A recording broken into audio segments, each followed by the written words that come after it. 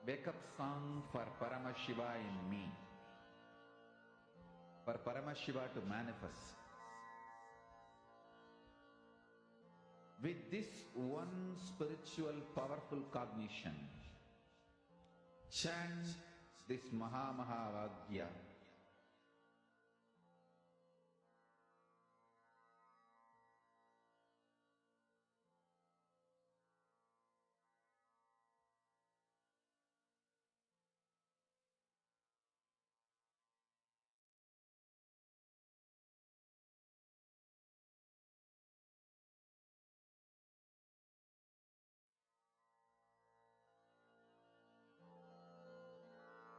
Mahamahavagyā, spiritual lullaby for Samadhi, and Suprabhatam, wake up call, wake up song for Paramashiva, for Paramashiva to manifest. With this one spiritual powerful cognition, chant this Mahamahavagyā. Om Nithyananda Paramashivoham. Om Nithyananda Paramashivoham. Om Nithyananda Paramashivoham. Om Nithyananda Paramashivoham. Om Nithyananda Paramashivoham. Om Nithyananda Paramashivoham. Om Nithyananda Paramashivoham. Om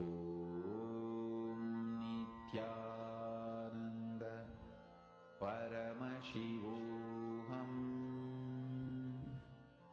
Om Nithyananda Paramashivoham. Om Nithyananda Paramashivoham.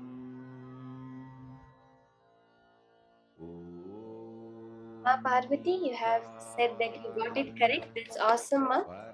That's awesome manifestation. You can share it on the Facebook also.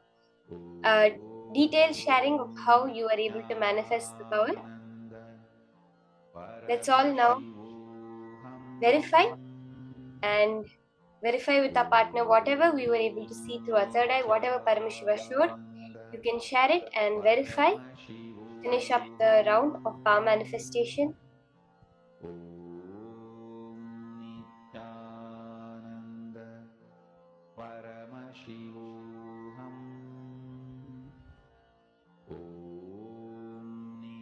Even if you felt that energy, you started to see some colors, even one color you got right is manifestation. Do not underestimate even the smallest manifestation. It is Paramashiva manifesting through you. Can we have everyone take a few minutes and share whatever you are able to see through your third eye, all the manifestations of Paramashiva through you? Can share it with your partner, verify, get the right answer, and celebrate Paramashiva's manifestation. We are here on this planet Earth only to celebrate it, not for any other reason.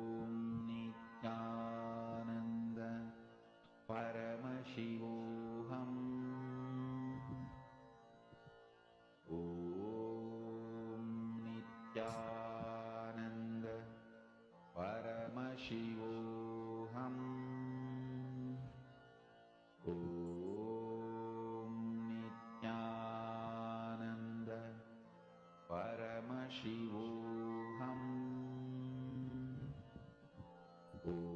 let's have a few more minutes for everyone to share. Paramashivoham. Om Nithyananda. Paramashivoham. Om Nithyananda. Paramashivoham.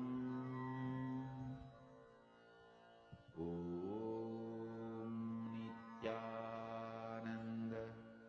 Paramashivoham. Om Nithyananda. Paramashivoham. Om Now, Nithyananda. let's enter into the next session from Swamiji.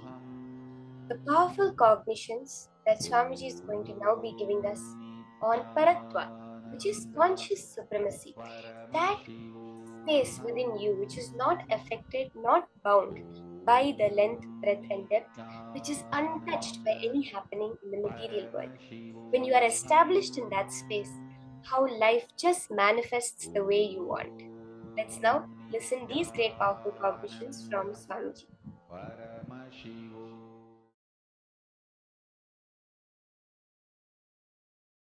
Super conscious sovereignty. Listen. Super conscious sovereignty is the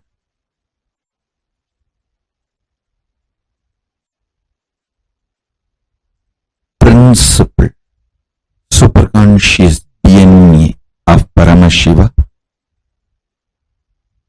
will be manifesting today in all of you.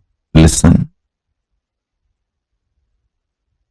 Superconscious sovereignty. Let me explain. Listen intensely. What I am going to say now, the superconscious sovereignty, you don't need to practice. I'm just going to put this like a golden light ball inside you. It will just start manifesting. Listen to this. Your super consciousness is the most supreme, and your super consciousness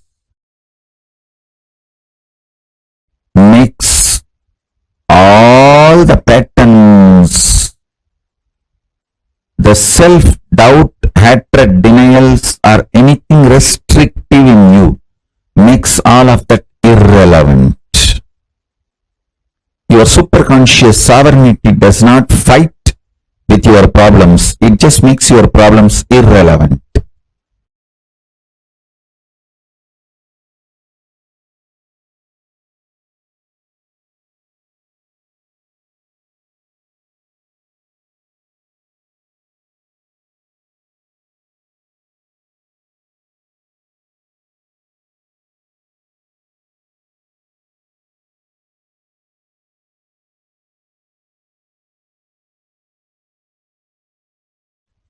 Declare your superconscious supremacy over everything.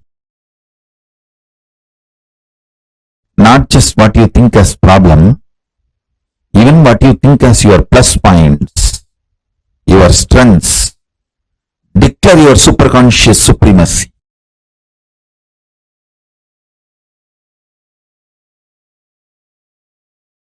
As Paramavatara of Paramashiva, I'll make it happen for all of you. You just declare. Understand?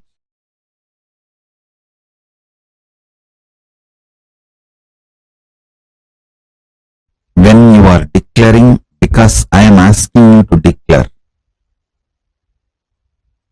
you are just doing Paramashiva's will. You will simply manifest it. I ask you to declare your superconscious sovereignty your superconscious supremacy over everything.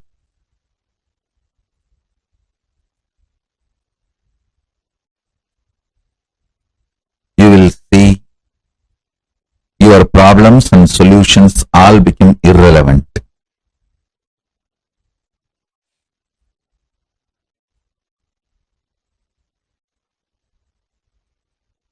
Understand? Tons of things which you did not even know, but sitting inside you like a parasite will just leave you. They will all be just burnt.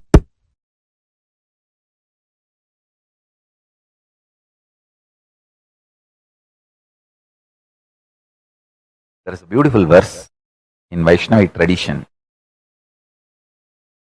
Pachaima malaibol meni, pabalavai kamalachengan, achuda amarar ere, ayardam kolunde ennum, ichuvai tavira yanboi, indira logamalum,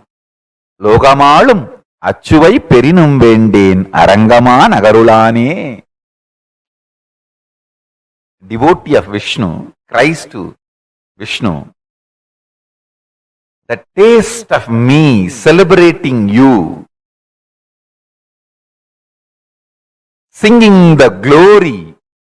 Pachaima malaibol meni pavalavai kamalachengan, achuda amarar ere, ayardam gulakkolunde. The taste of singing, the feeling connection, oneness with you is the best. Even if I am made as the head of the Indraloka, as a ruler of the Indraloka, I do not want that. I only want the feeling connection with you. I'll say that is the dhira of a bhakta, a devotee's dhira. Same way, all of you should have the dhira.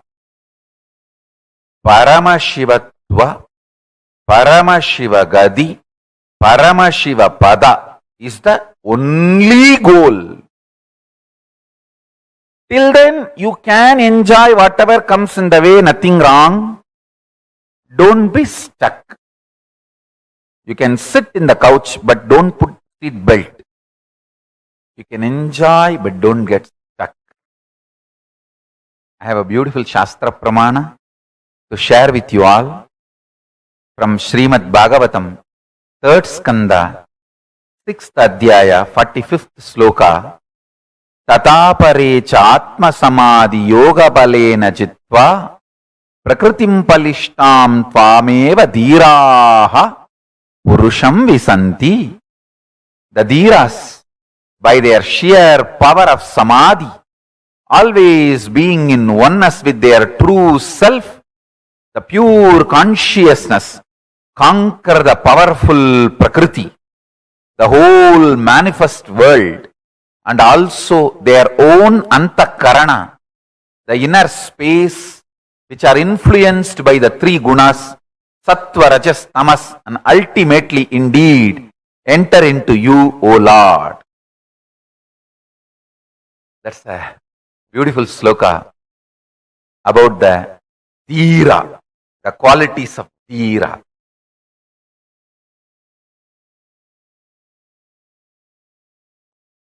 Understand? Your self-doubt, self-hatred, self-denial. Please listen. Your greed to achieve in the land which is not in your control strengthens your self-doubt, self-denial, self-hatred.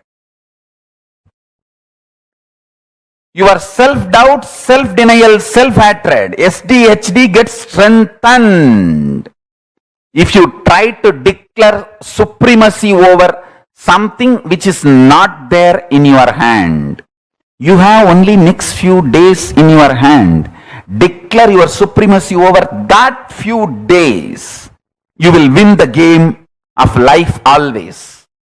But you are trying to declare supremacy over few months, few years, which is not there in your hand, or which is not your territory, which is not your known boundary. Even you do not know how that few years is going to look in your life, which is beyond your boundary.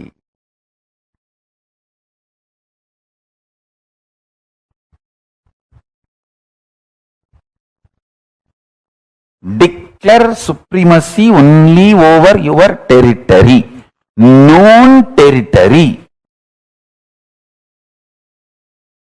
Whenever you try to declare supremacy over your unknown territory,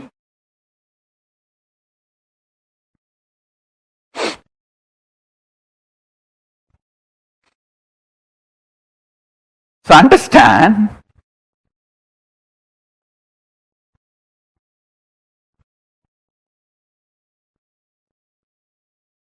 declare supremacy over the time space available to you. That is what I call Satya Sankalpa. Your whole life is not actually known to you or available to you as you falsely imagine. Listen, if you are in certain space, mood is the fragrance of the space. If you are in love, you will have the friendly mood. If you are in peace, you will have bliss mood. Moods are the fragrance, flavor of space. Your ability to retain your space is only the time available to you as your life. For example, if I can retain my peaceful, joyful space and radiate the mood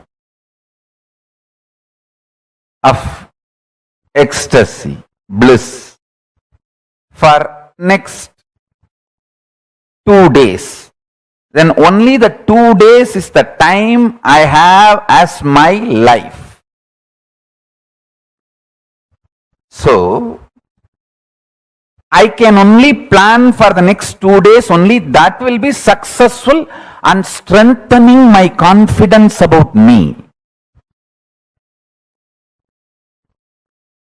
And after 2 days, then plan for the next 2 days. That is the way you consciously start building you. Your Chidabhasa, source space of consciousness, the time-space continuum gets built consciously only with space-based sankalpas.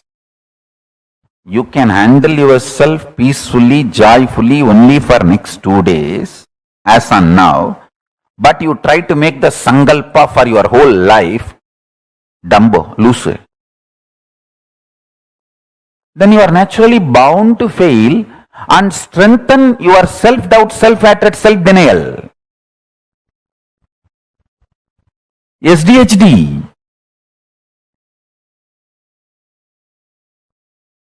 So make sankalpa only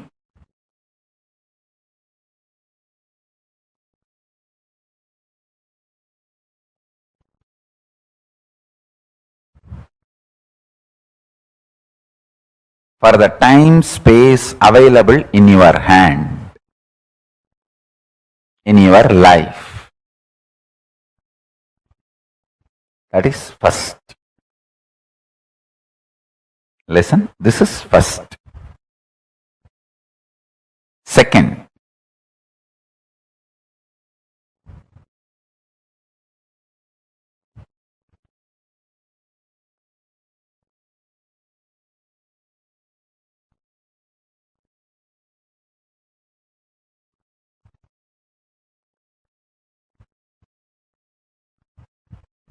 This may look too simple, but when you start practicing, you will understand how powerfully this technique works for you to be stable. Understand? The most beautiful emotion which can bring stability in your life is love. Morning when you wake up the Atma Linga which you are wearing. Mahadeva, please wake up. Morning when you take bath, Swamiji, please take bath. Pour few drop water on that linga. Always wear it. That is the best way. Pour water on your body and pour water on the linga. Swamiji, please take bath. When you eat, whatever you eat, Swamiji, please eat. When you brush, you don't need a separate brush. Nothing is wrong. I am telling you, I am your guru. To whoever I gave the Atma Linga,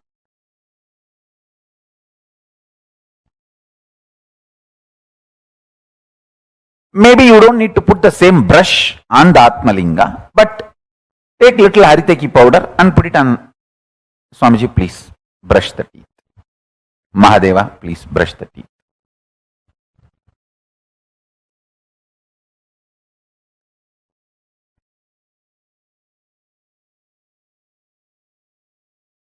Too simple.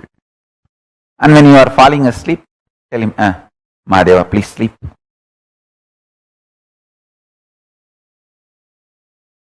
Love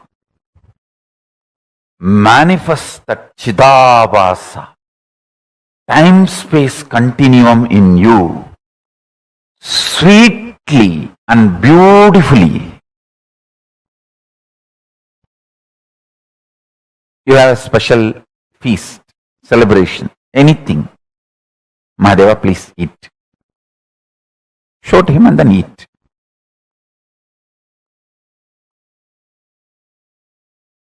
Start this. It is too simple. Time-space continuum.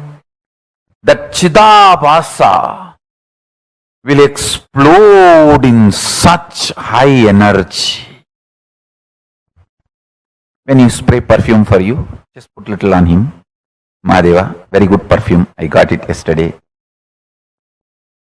Lipstick, just put little, nothing wrong. Whatever I am enjoying, I have to give. This is what my gurus taught me. And I have enough Shastra Pramanas to prove what I am saying is right. Whatever you enjoy, offer it to him and enjoy. If you are lying on your couch, tell him, Mahadeva, just lie down. Rest, enjoy this sea beach. I tell you, he is neither outside you nor beyond your reach. He is the source of you. When you generate a love, sweet relationship, that makes your time-space continuum huge.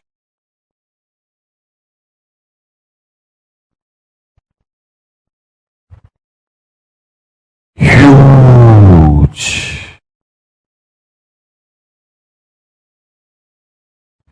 Even if you don't feel like wearing your Atma Linga, even the Rudraksha is actually Rudraksha Linga.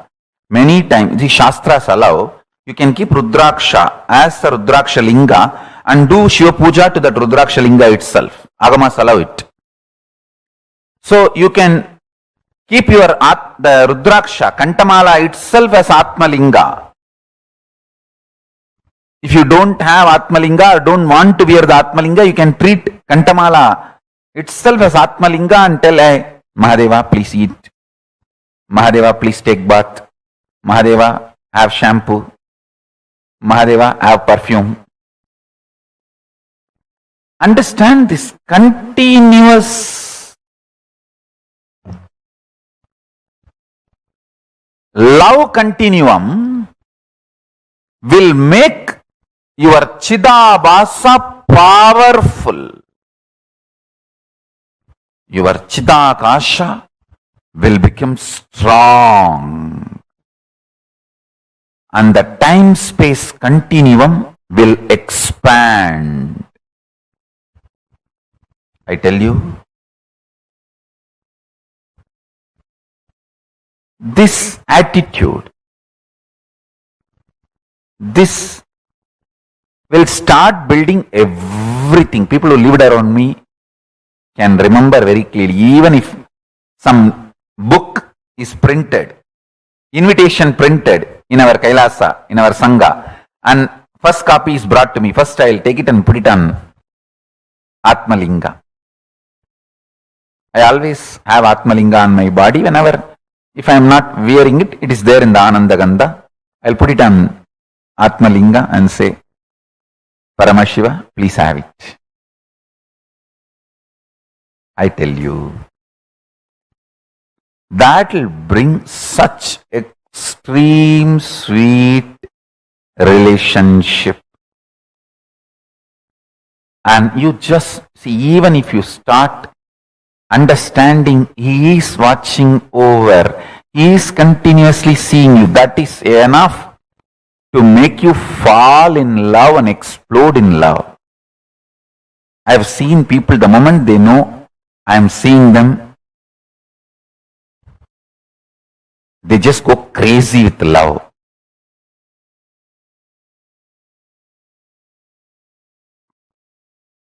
The moment you start understanding Mahadeva is watching you, you just explode in love. The Chidabhasa explodes.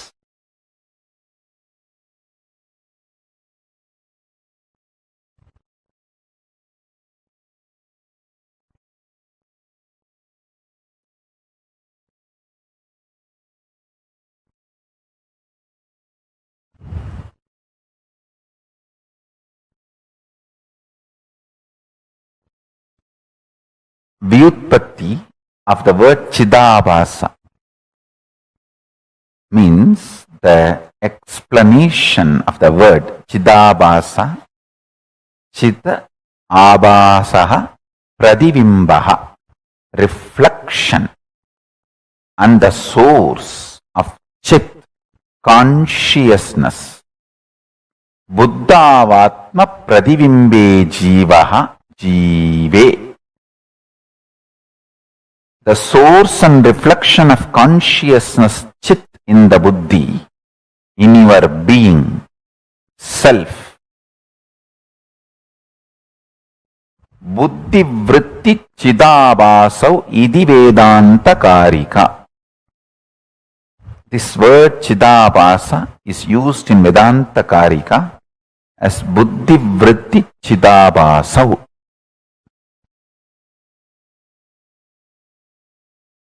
Listen. The source where the being of Chit and doing of consciousness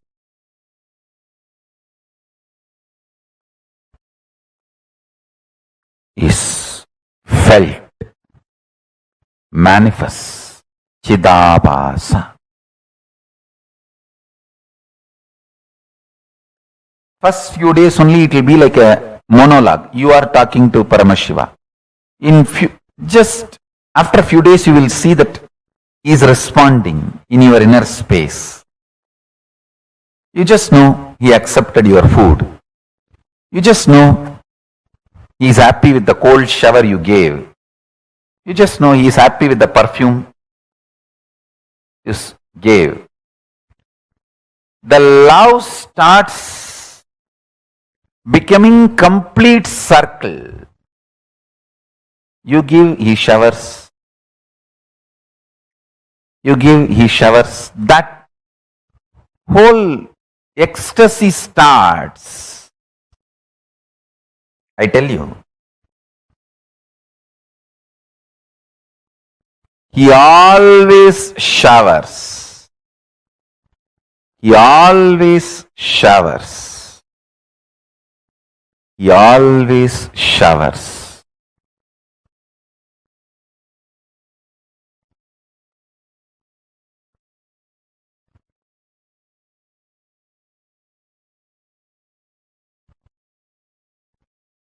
He only makes sure you don't start using Mahadeva's love as your crutch. You should not use his love as crutch, your crutches. You should not become handicapped because he showers on you. That's the only thing he makes sure. Because he wants to make you fly through his love. He doesn't want you to become sick and start using him as your crutches. No.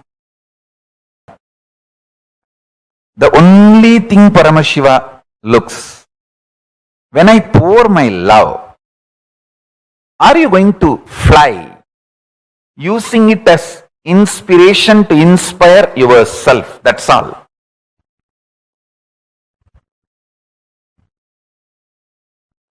That's the only thing. Nothing else. Uttared atmanatmanam atmanam avasadayet. See, ability to inspire yourself without the external inspiration means you found the source of your love inside, internally. Chidabhasa of you has opened up. The Chidabhasa in you is Paramashiva.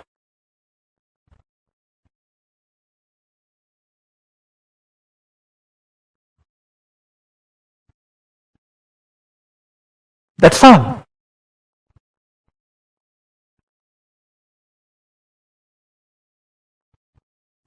Listen to this few understandings.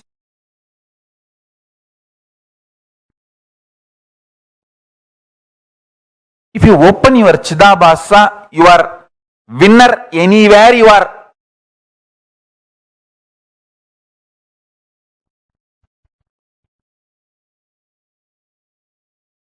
See, how much time and energy you spend grooming a puppy, pet. Even 1% of the time and energy if you spend grooming your own personal Paramashiva, your Chidabhasa will open up. Your pet opens the love dimension of you. Your Atmalinga opens conscious dimension of you. And I tell you,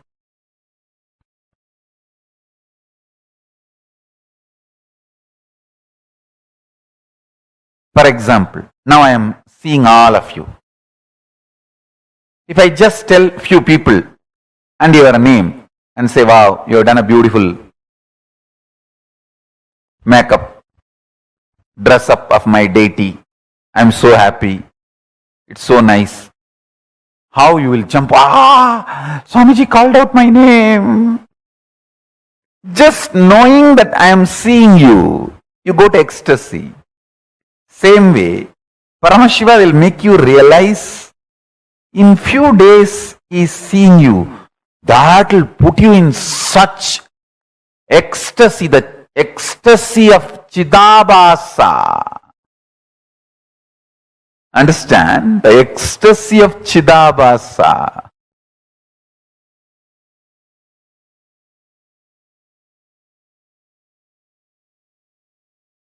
Listen, when Chidabhasa ecstasy starts, more time, more space is under your sovereignty. You can declare supremacy. You can be the leader and manifest what you want.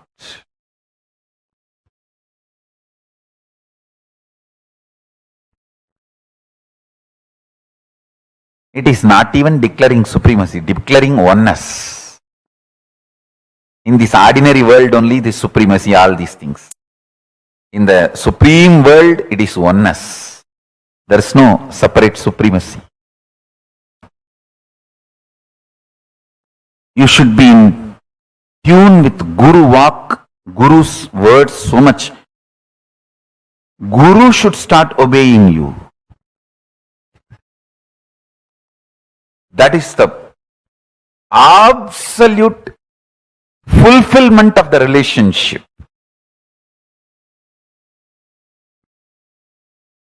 Between you and Paramashiva.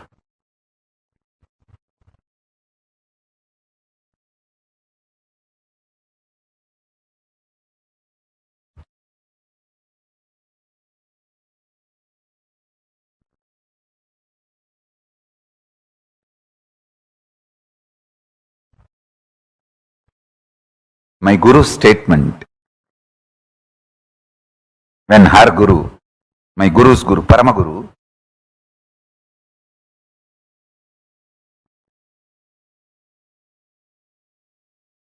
put the Batmasana 3 days after death, or so-called clinical dead.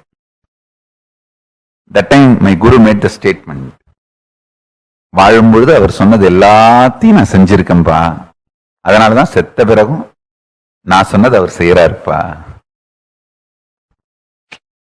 What a Guru disciple relationship.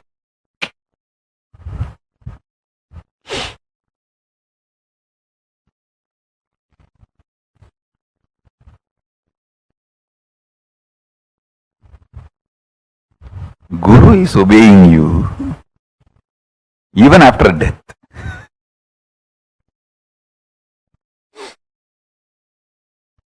Whole day,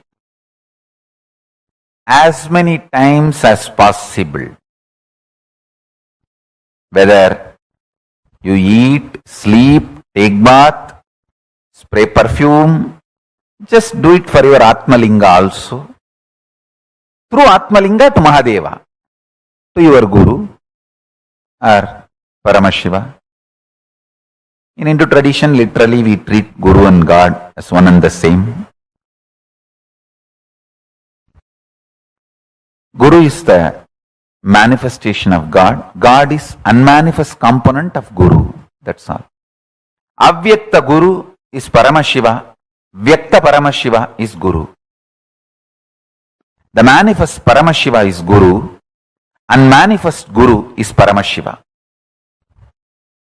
Guru's unmanifest dimension is Paramashiva.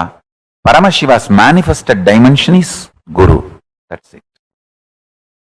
So anyone leads to another. That's all. If you catch Paramashiva directly, start praying, he will appear as Guru. If you catch the Guru and start connecting with him, he will lead you to Paramashiva. That's it. But both leads to the same oneness space, ultimate enlightenment.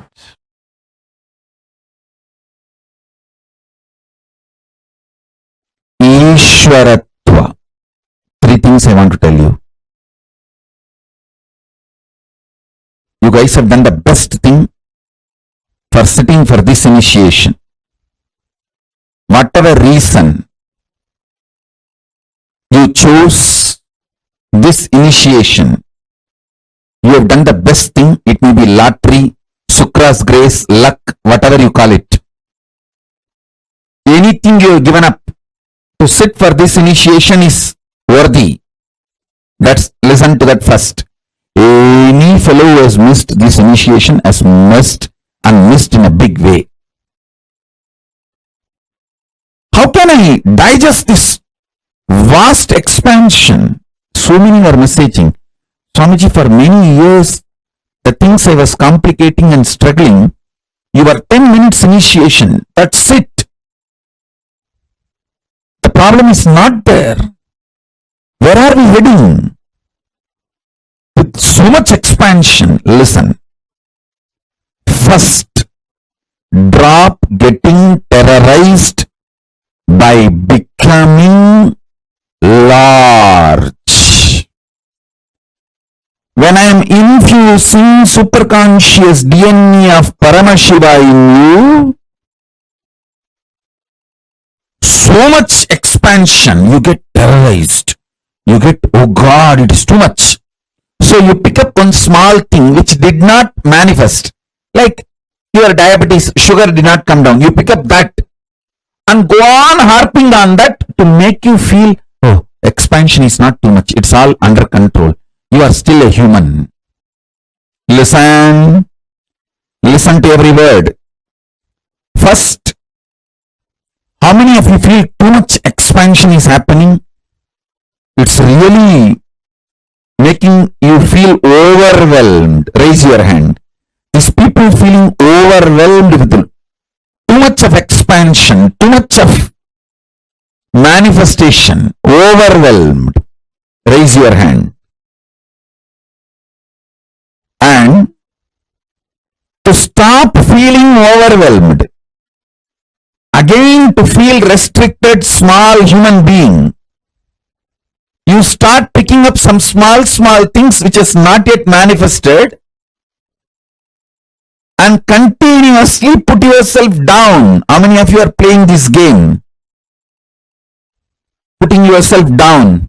No. I'm okay. Things are under my control. I'm still human. Let me not expand too much. Let me not lose my territory too much. Let me not lose my identity too much.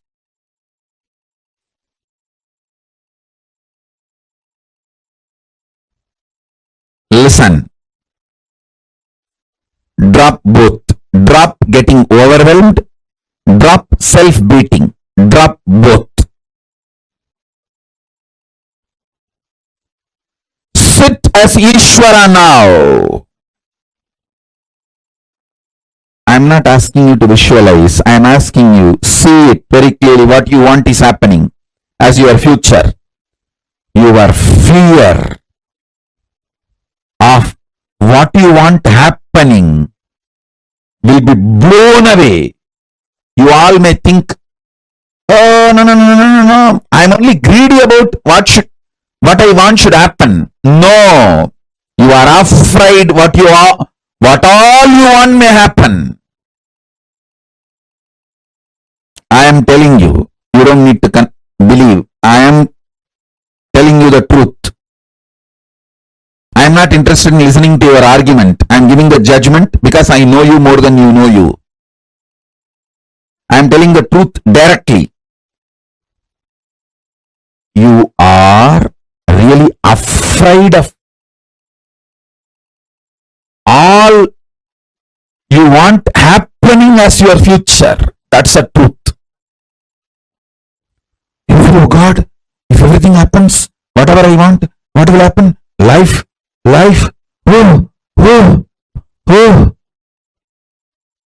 Your comfortable, sillified zone will be blown away, which is one part of your identity.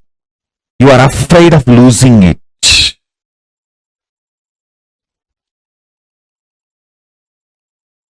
Listen.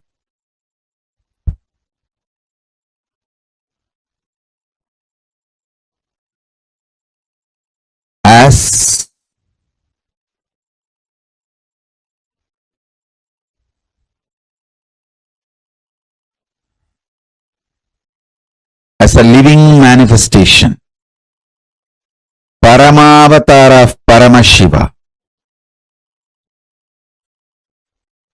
I initiate all of you into the superconscious mutation process of Ishvaratva. The superconscious DNA of Ishvaratva is now infused in all of you. Sit and receive it. Let it manifest. Then I'll guide you into the mutation process more. Oh, listen. I'm repeating again.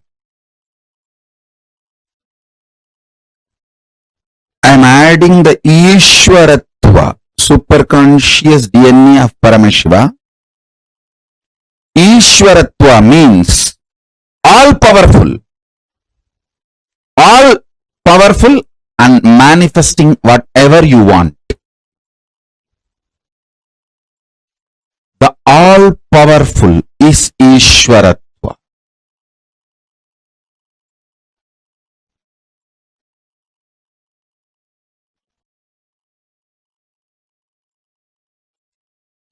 I am doing the superconscious manifestation process, superconscious mutation process, by putting the Ishwaratva DNA of Paramashiva in you. Pin down all fears of expansion you have and break it. Pin down anything you want as a future and declare it is happening, it is manifesting. Drop the fear to manifest the future. Drop the fear to visualize your future manifesting as you want. Listen carefully.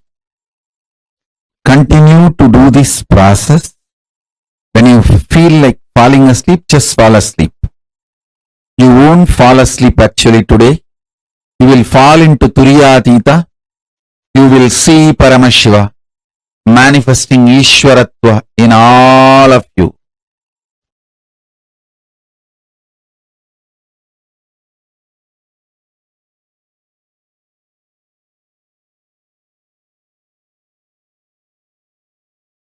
Cognition. Chant this Mahavagya.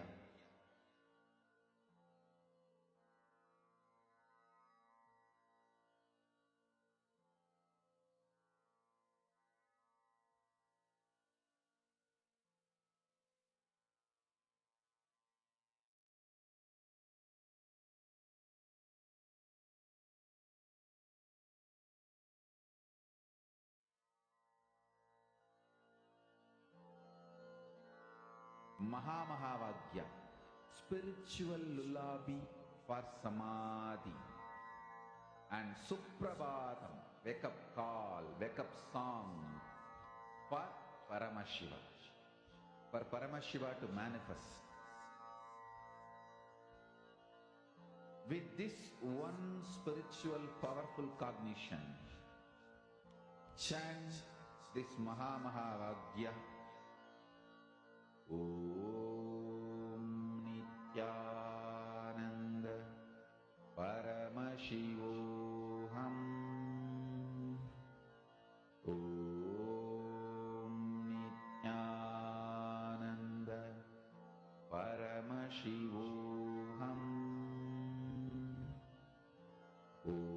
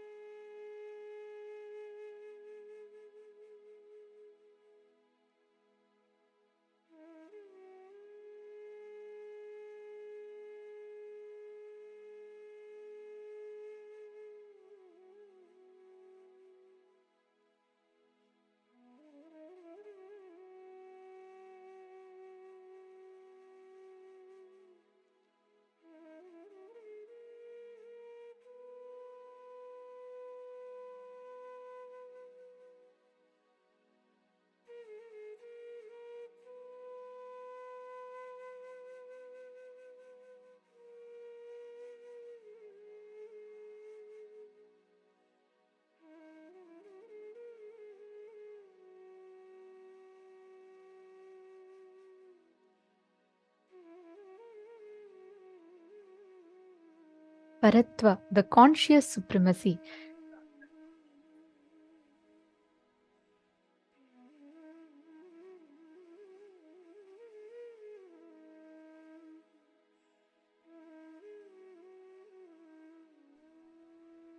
remembering that our existence as the consciousness is ultimate. That is Paratva. That is conscious supremacy. Do not stop anywhere in between, like wealth, luxury, longevity, are all pleasures. It's only a sweet but distraction in your way.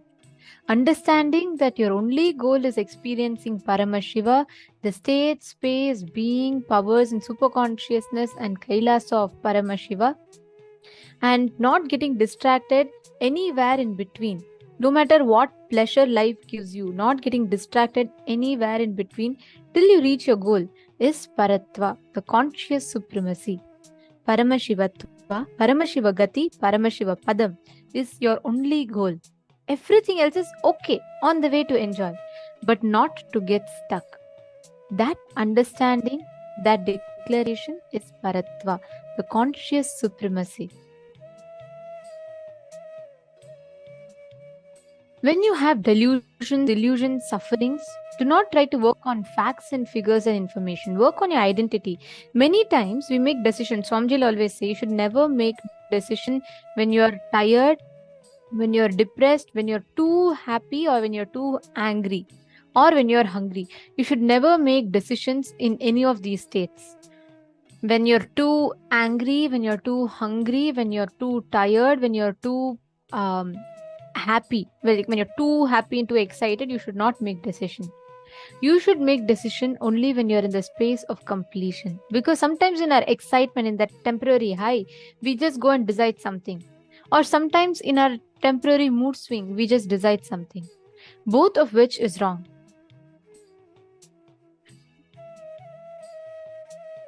Always try to work on your identity, not on the facts, not on what your so-called seeing is, but work on your identity. That is conscious supremacy. Like if you're having a nightmare, like a tiger is chasing you, you're about to fall from a cliff, below lake is filled with crocodiles, too many poisonous snakes, don't try to get a gun and try to kill the animals. No, don't try to work with the scene. It's a nightmare. You just need to wake up. Working on your conscious reality will wake up your conscious sovereignty in you. That will solve millions of problems you're facing in your life in a very practical, strategic way.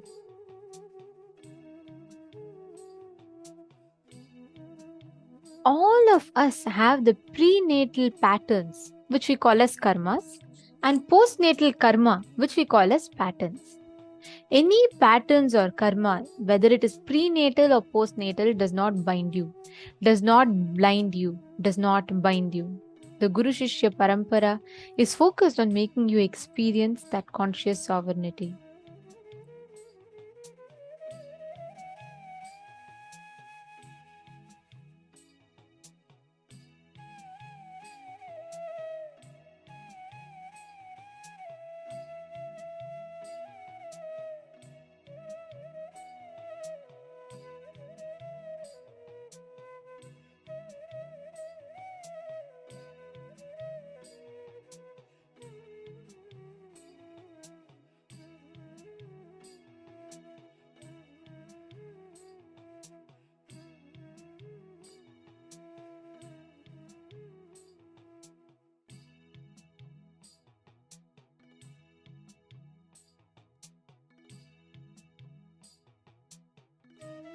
Here we can see in Swamiji's life, never Swamiji let his tiredness, boredom, any other factor come in the way of his decision making.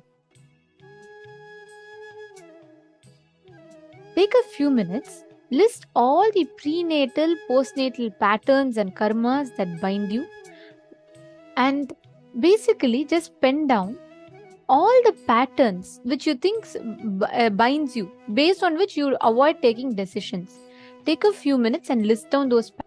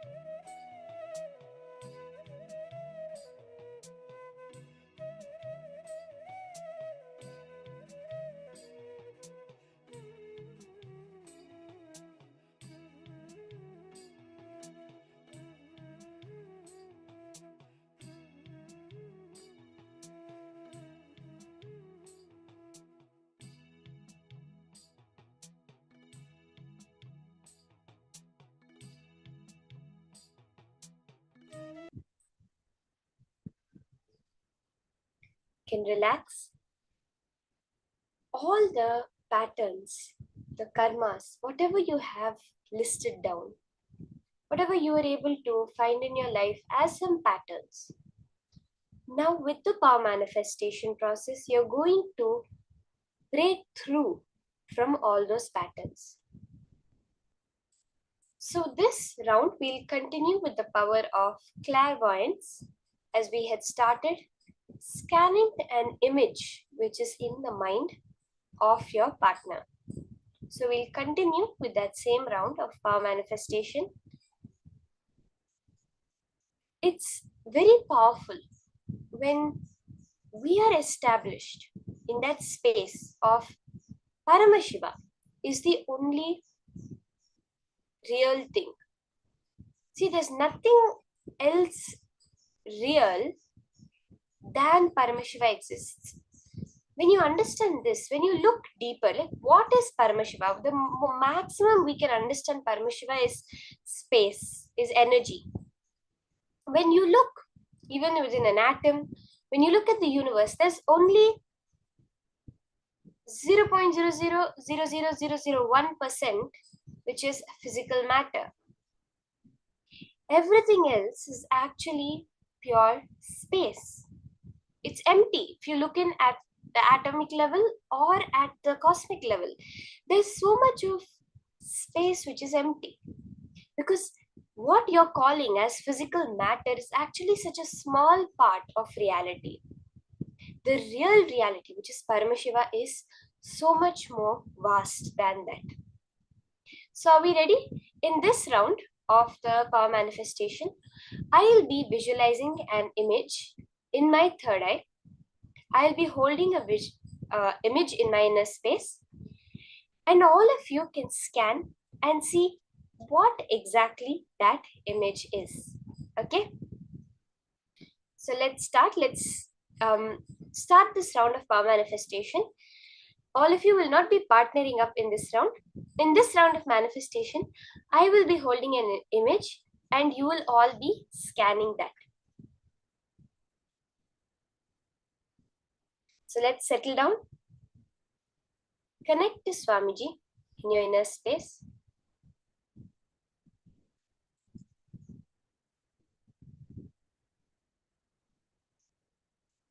And sit straight.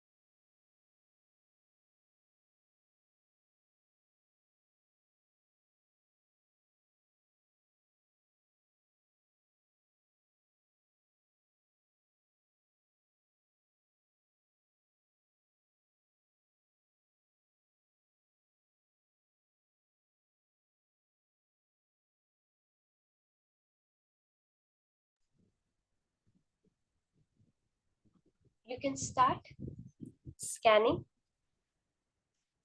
Settle down. Sit with your head, neck, and spine in a straight line.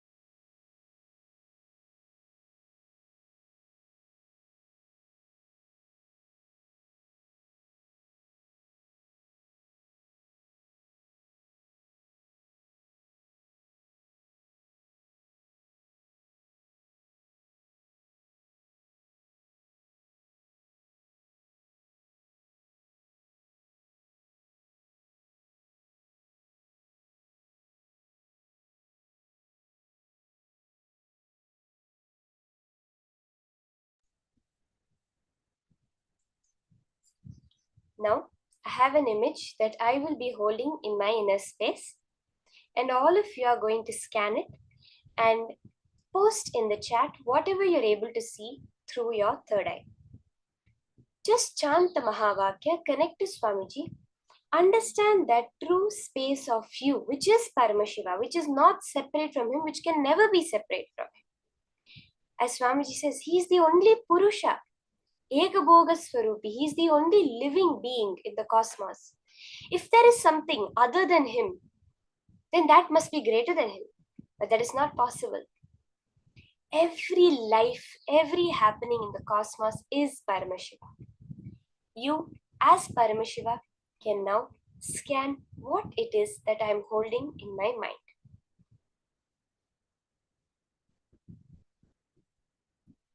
So can I request all of the participants, start the scanning. You can do the samyama on the intense light ball in your inner space. Just hold yourself as the Swayam Prakasha and scan the image that now I am having in my mind.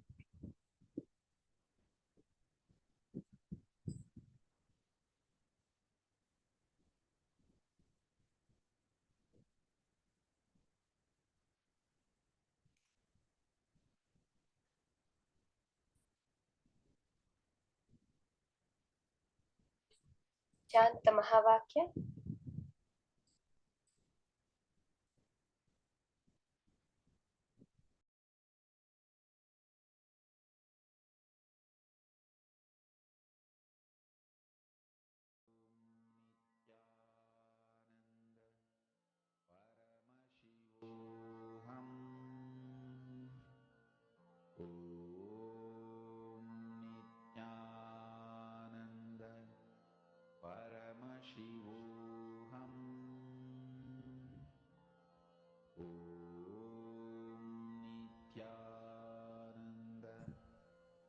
We have many posts, many answers pouring in.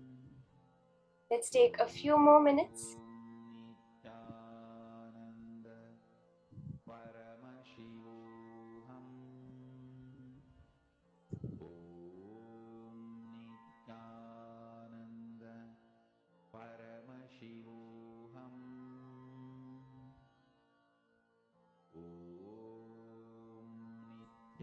Let's have everyone else finish posting before we move into the verification of this round of manifestation. Whatever Paramashiva is showing you, whatever he is manifesting through you, it has to be correct. Understand? Swamiji says that when I ordain, I sustain. When Paramashiva has said that now you can do power manifestation, he will make the manifestation happen through you. Okay, let's now start. Let's move on to the answer for this round of manifestation.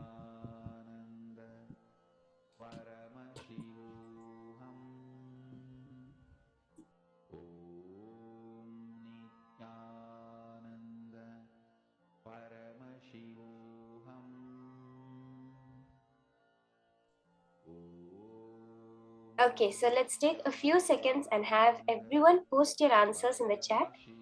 Whatever Paramashiva shows, you can post it and then we will verify the answer. Okay, I will show the picture to all of you that I was holding in my inner space.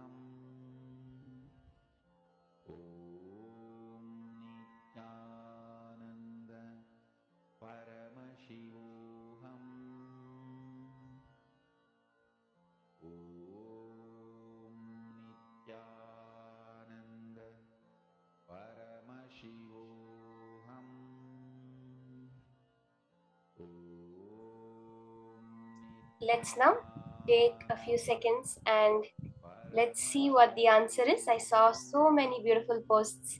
A lot of people have gotten it right. I'm excited to see. Right now, the image is posted on screen that I was holding on my inner space. It was a beach, a sunset at a beach with palm trees. Madonna has put warm sand. We have white and red color, yellow golden, Swamiji wearing a golden hat, a desert with light. Ma Yan Yan Wang, you've put master lecturing at a lake. This is an ocean. You can see like a beach front, the water body. Golden yellow, Ma Yan Yi Han Chen. Light Madonna. So many people have seen sky, light. All of that is manifestation. Whether you saw nature, trees, light.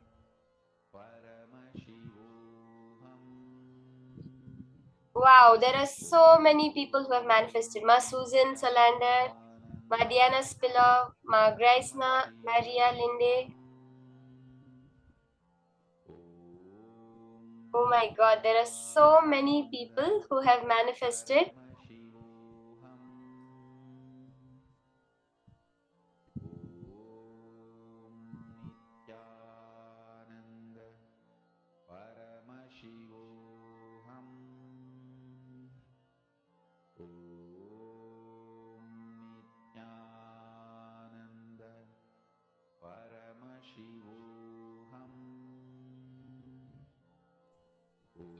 So many people have so beautifully manifested. Let's all give ourselves a round of applause. The minute you manifested Paramashiva, you have to get up and turn around yourself 3 times. That do the Atma Pradakshina, because you have become Paramashiva now when you manifested. So many super manifestations. Ma Susan first saw a tree on an island, first saw a mountain, then tree on an island. Awesome, ma. We have so many people and manifested the colors, the pictures. That's so beautiful.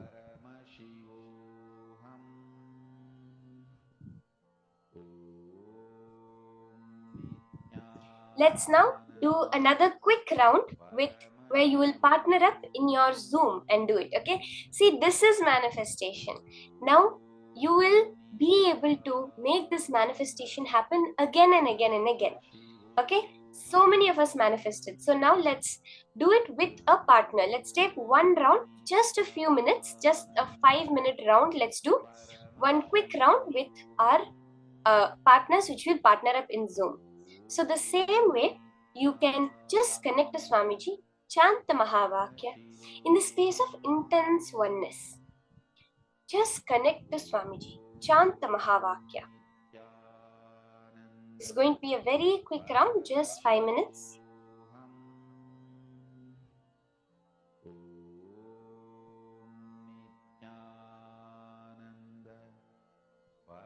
Let's all connect to a partner.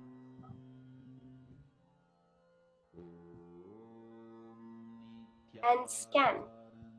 Whatever image, you can even draw something in a book and hold that in your mind, in your inner space. You can take any pictures, some magazines you have, hold those pictures. It's always good if you keep the picture in front of you so that the mind does not get distracted. So you can request your partner to keep the picture in front of you as you're seeing it.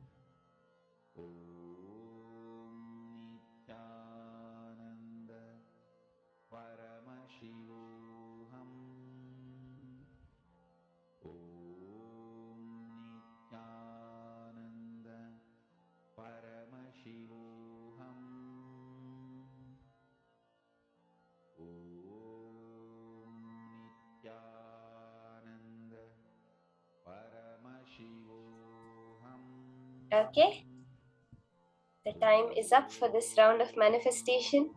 It's so beautiful how many of us are manifesting and experiencing that space of oneness with Paramashiva.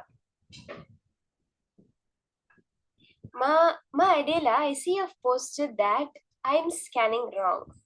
Now, we have to understand very clearly all power manifestation is coming from Paramashiva. It cannot be possible that it's wrong. Somewhere there is a disconnect between how we are perceiving it and what actually it is. That's all. All the realities exist. You're choosing which reality you want to manifest. We have the understanding of the superposition, right, that science gives us, where every possible or every probability of a certain particle to be in a particular place exists, but it's the observer that collapses it to one. Now, Ma, never don't feel like, oh, I'm not able to do it, everything I'm saying is wrong. Just go ahead with it. Keep the will persistent. Swamiji was saying that whether it's your desire to manifest or your belief to manifest, it does not matter. If you have the will persistence, the will that, yes, no matter what, I will manifest, then it has to happen. The both of them become irrelevant. Okay, ma? So you will see the manifestation happening the furthermore you sit, you connect to Swamiji, and you understand the science of how it works. Now, we are going to enter into the next session from Swamiji himself, understanding Bhagavan Lingodbhava, that energy from which everything in existence manifests. This form of Bhagavan Lingodbhava is the darshan we're going to be having today.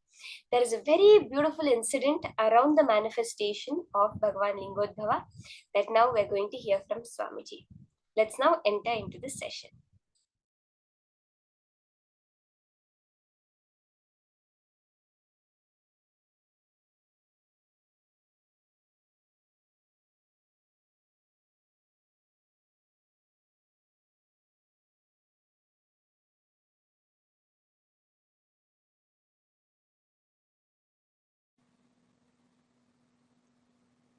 There is a space where time is not past, present, future.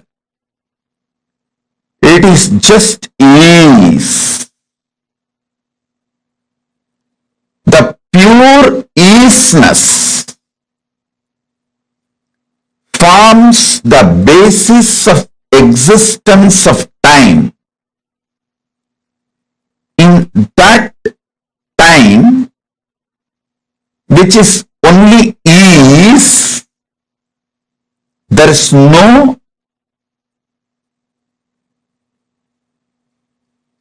past, present, future.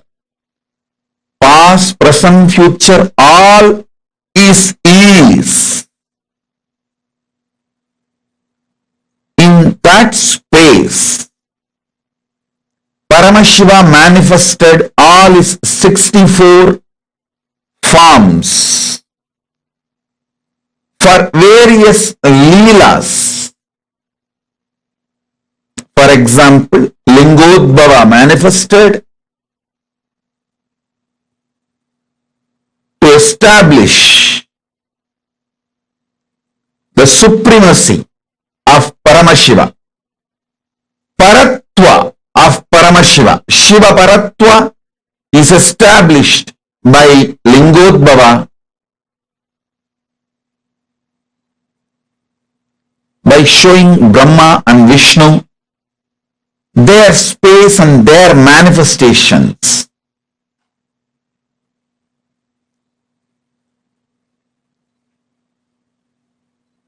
Listen. But the Lingodbhava can never be called as was. At that time, Lingodbhava manifested. You can't say. Lingodbhava is.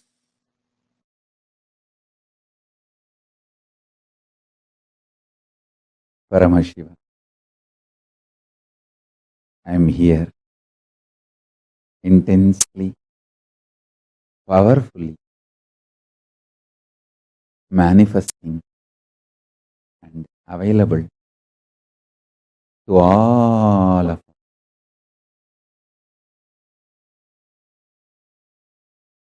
Eternally radiating my own bliss from the Nishkala Swarupa, the space of Nishkala and Nirvikalpa, manifesting myself and extending, expanding as everything. I am here, available to everyone.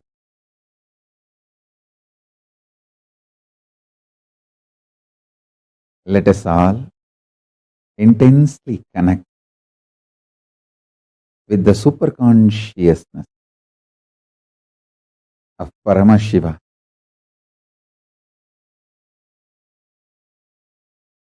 Settle down, start listening intensely. I will open my very core, my very being to all of you through these powerful cognitions, understandings. Decide to come to these powerful conclusions along with me. Mahashivaratri is manifestation of me from my Nirvikalpa Nishkala Swarupa into this everything that exists. From my Nishkala Swarupa, I manifested as everything that exists. This Shivaratri is celebrated. This Shivaratri is observed, celebrated to celebrate my manifestation from Nishkala Swarupa and everything exists. From my pure formlessness, unclutched Nishkala Swarupa space, I manifested and continue to manifest everything that exists.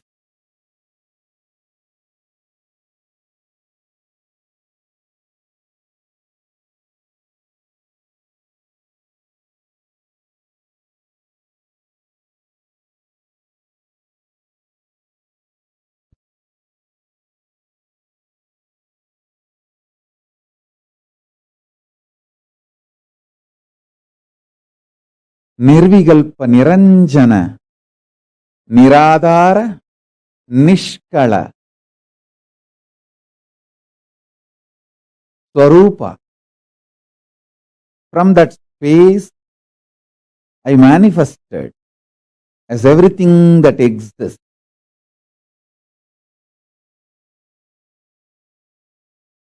This manifestation is the Lingodbhava in Arunachala.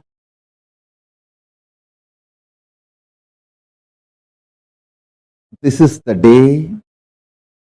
Again and again, I am intensely available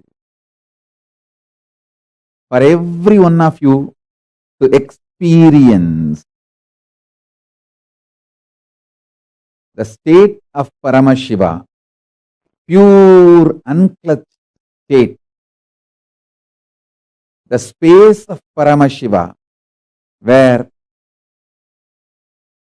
powerful completion exists, where Parameshwara manifests as everything.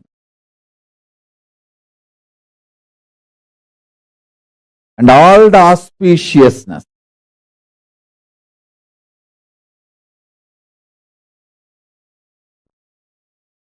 the powers of Paramashiva manifest as Parashakti, my own extension.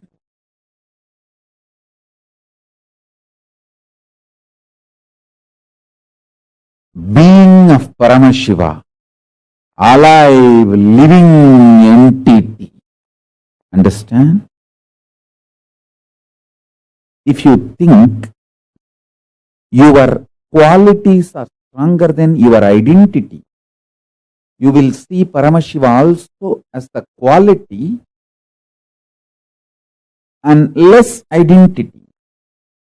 If you think your identity is more powerful than your quality, you will think Paramashiva also is a powerful identity, less of his qualities. He is more his identity than his qualities.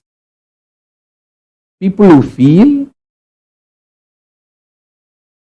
their identity is stronger than their qualities, they will connect with Paramashiva also with the same idea.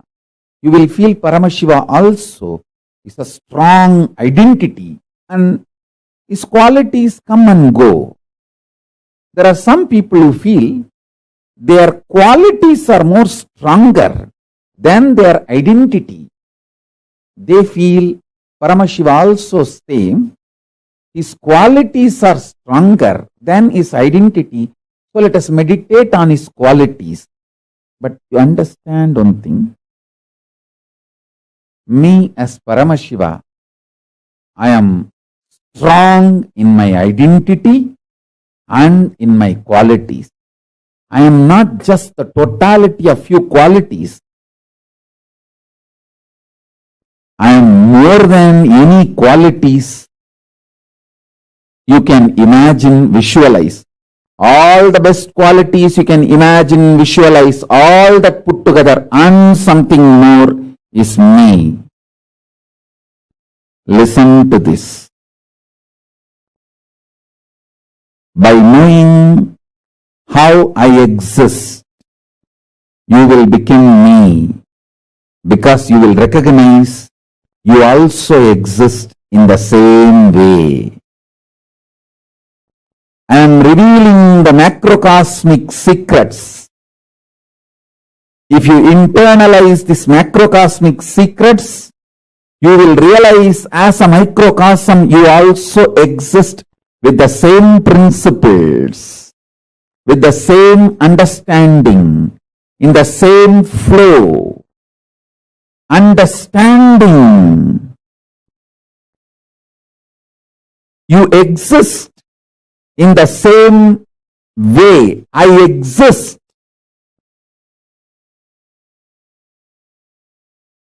You will be liberated.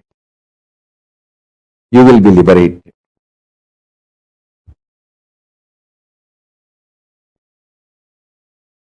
You will manifest me.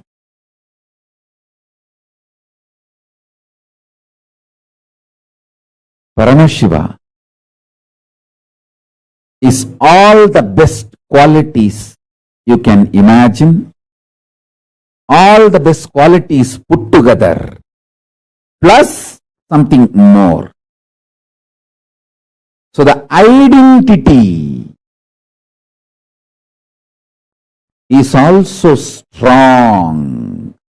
That is why I am saying I am form, formlessness and more. I have an identity, I have being, I have all the Ananta Kalyana gunas, all the qualities and more. By meditating on any of my qualities or my identity, you will manifest me. You can connect with anything.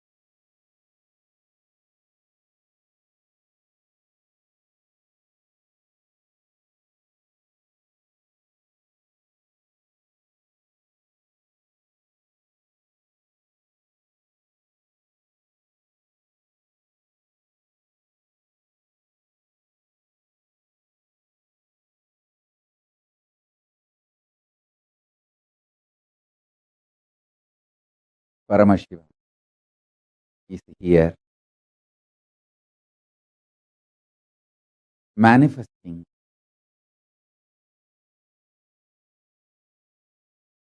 available for every being, everyone. Listen intensely. By internalizing the truths I am revealing, by coming to these powerful conclusions I am revealing, by connecting with these powerful cognitions I am revealing, you will realize your Paramashivatva.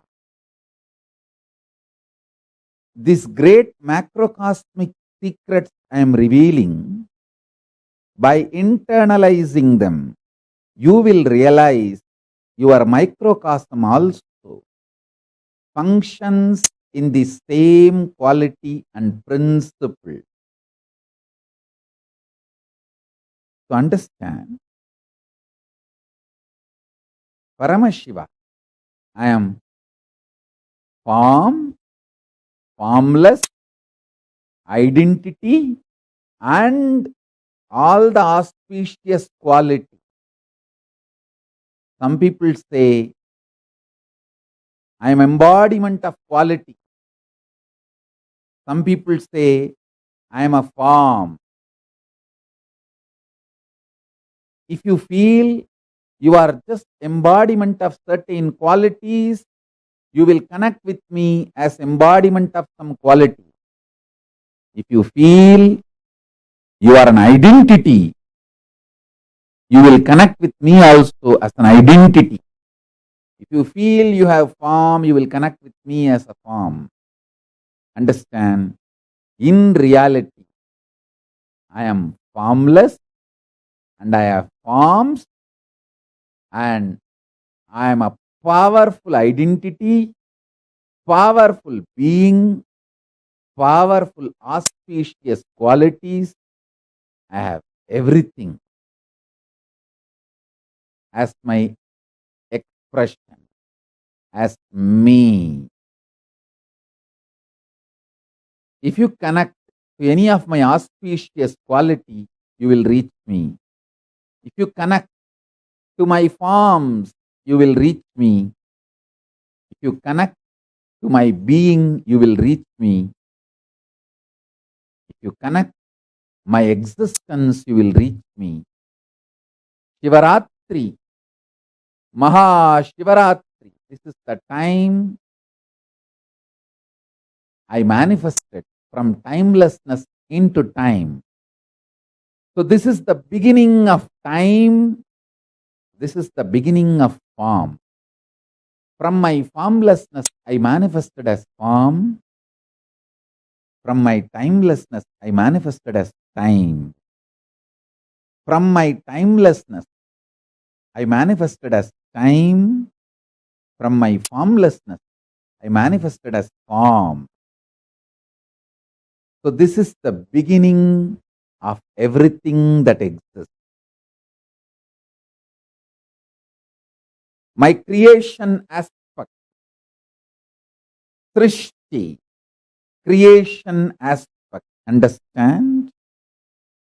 My creation aspect, Srishti, the manifestation aspect.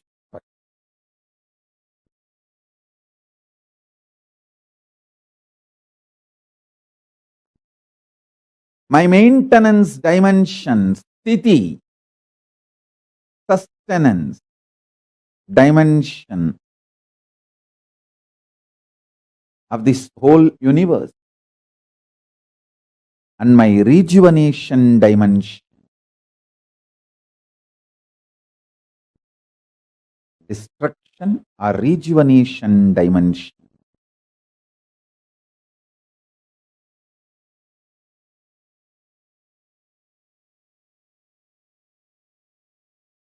This destruction and rejuvenation continuously happens in everything in everyone. That is the way life functions.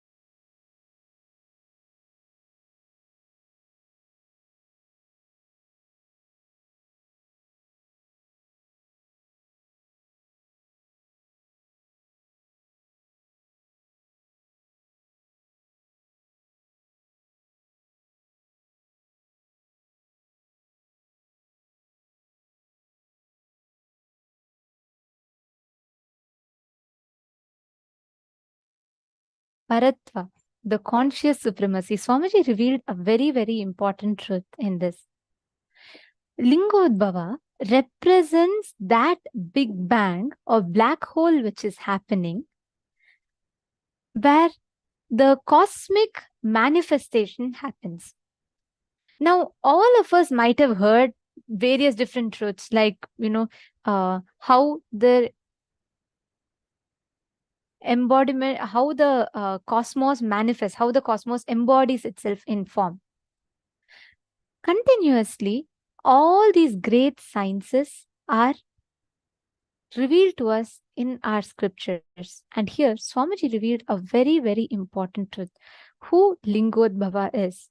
The space that transcends the tiredness and boredom and leads us to that ultimate seeking of our source, the conscious supremacy.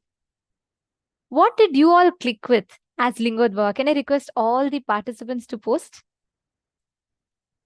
Come on, Malyangshu, Madonna.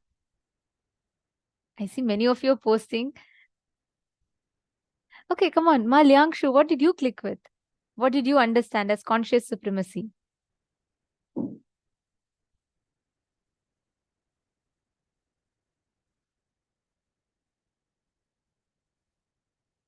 Okay, Ma Dahanananda is asking for the link for this video. I know all of you enjoy these videos, and all of you should know that these truths are handpicked. Each of these are personally handpicked, and a lot of amazing revelations are put together, stitched and shared with you all. So these videos, independent satsangs, are available on YouTube, and surely you can enjoy them from there. And we will also be sending you the homework links. But these videos are exclusive in Paramashivoham. So these sessions, the way these sessions are put together, from all the revelations we take, we stitch it together and we share that with you. So these revelations are available to you on YouTube independently. But this exact session as such is available on Paramashivoham.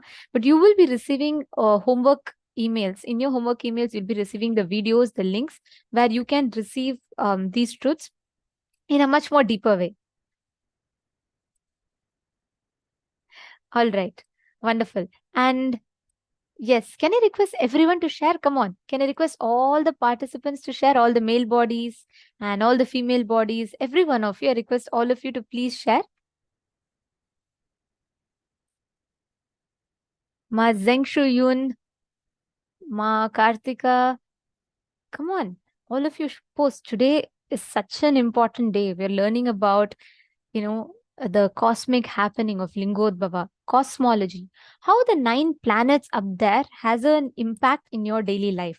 So it's important that we first understand the big bang of the cosmos, Lingodbhava.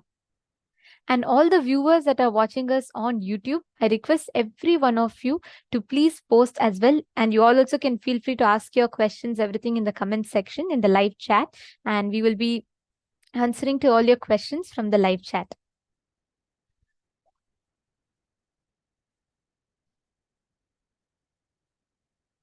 Come on, I request all of you to post. Very beautiful. Yes, the Paratva, the conscious supremacy, is represented by Lingodbhava. He is the cosmic Big Bang. Actually, see, all of us know that the cosmic, the Big Bang was discovered by scientists, and that's what we're all taught, right? But thousands of years before any of these modern machineries were even available, our rishis were precisely able to see the cosmos, the starting of the cosmos, how the universe was born. That is what is represented by Lingodbhava. Linga Udbhava. So that's what Lingodbhava represents.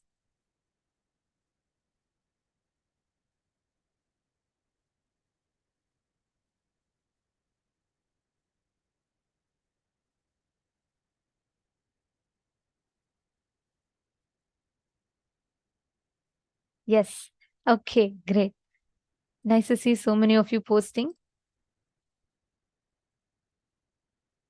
Mahongli Wong is saying Paramashiva is a form manifested from formless. Paramashiva is the beginning of all that are manifested. That's right. And Ma Dahanananda is asking, what you connect with, is it the form or the formless? I think both are different at times. That's a very beautiful question because Swamiji answered this question in a very beautiful way. I really click with it a lot. See, like how we have the nature, the reality that we see around us, right? The perceived reality. You see the things, you see me in the screen, you're seeing your screen, you see maybe the plants next to your TV or screen, you see things around your wall, your house, the people around you. That is a perception. That is a perception of the world around us, reality, and the way we perceive reality. Right? Now, the second layer of it, many times we get stuck in the belief that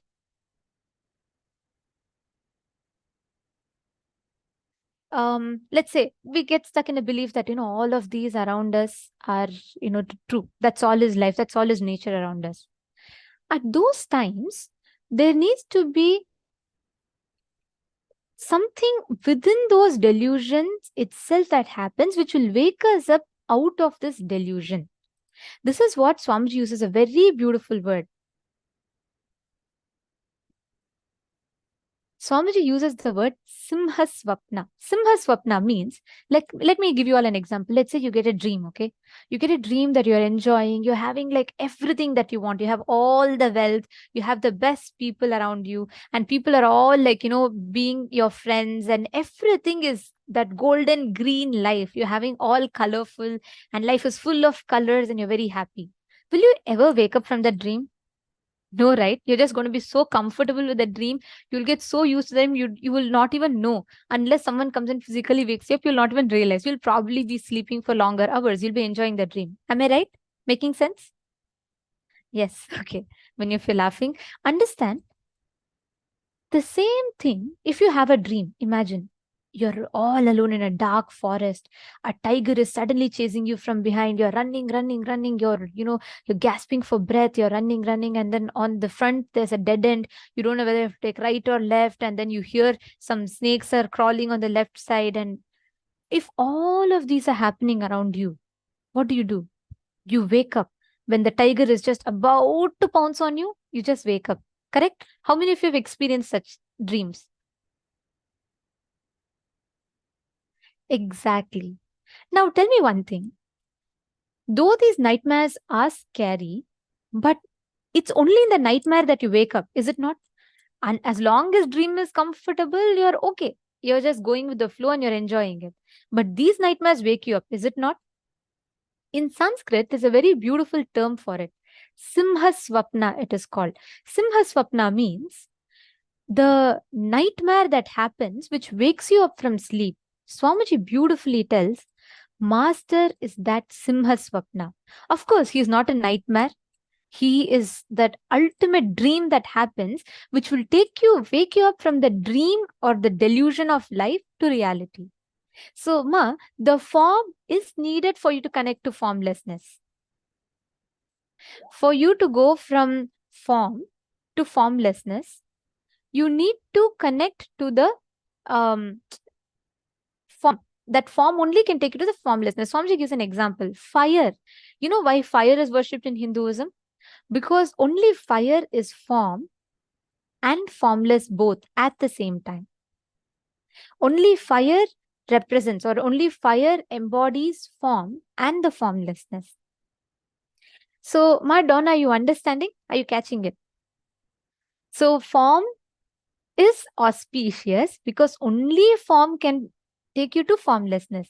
At some point, you will have to, Swamiji tells, at some point, you will have to go beyond the form of the Guru to reach the formless. But that's ultimate. That's towards end. That's where all of them experience Sayujya Samadhi. Means they all merge with the ultimate. They all merge with their ultimate consciousness.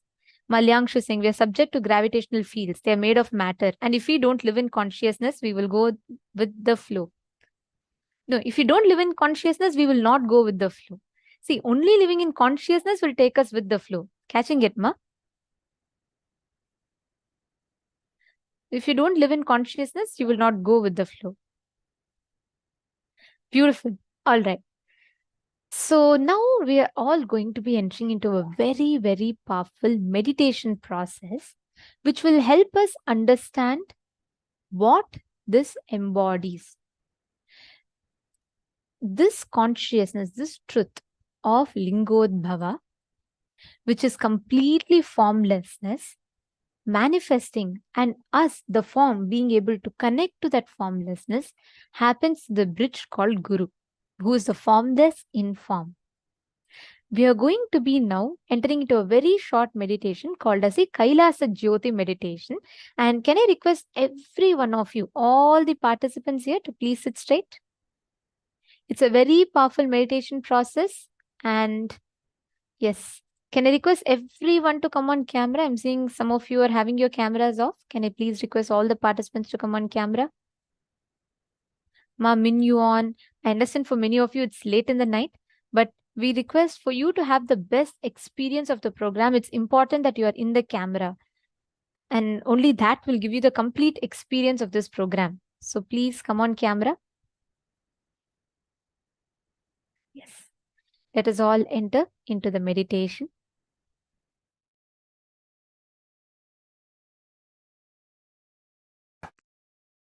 I'll describe precisely how the Kailasa is.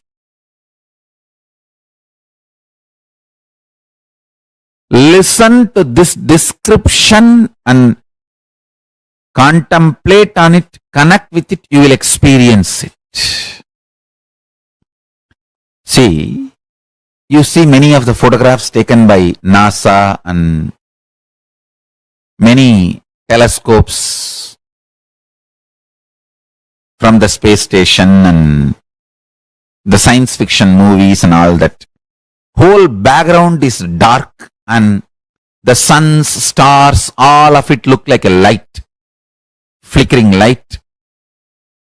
How you get the pictures, videos of the cosmos. It's like a black, dark background.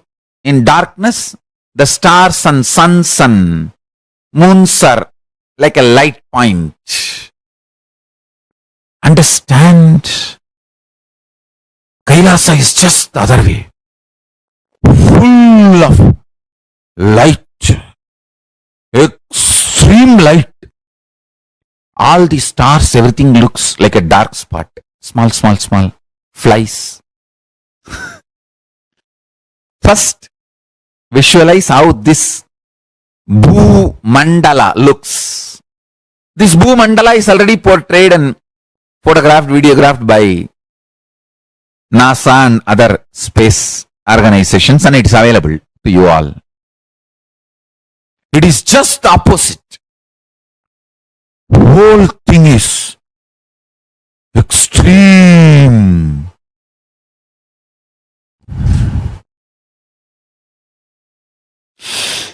Extreme light. Understand? Even if you try to visualize this, your third eye will open. It will start just.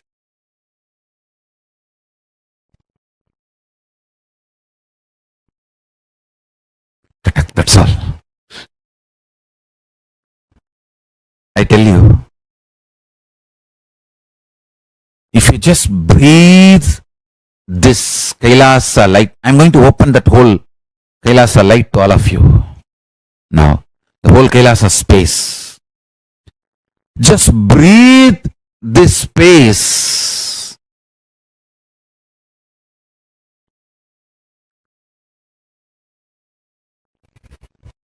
Please sit straight and close your eyes and internally hum the Mahavagya. No need to chant, but vibrate, reverberate yourself in Mahavagya. Om Nithyananda Paramashivoham. And see the whole cosmos as extreme light. Inhale that light of Kailasa and exhale that light. Be filled with that light. Disappear into that light. Kailasa Jyoti. Sutta Swayam Prakasa Jyoti. Where the moons and planets and solar systems look like a small dark spot. Om Nithyananda Paramashivoham.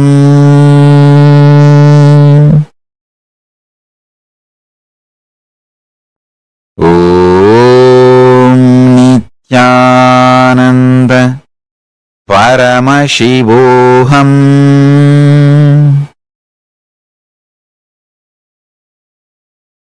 Paramashiva is opening himself to all of us. Inhale Kailasa. Exhale Kailasa. Dissolve into Kailasa. Disappear into the Kailasa Jyoti. Jnana Peruvali. Sutta Swayam Prakasa. Paramashiva Paramburule.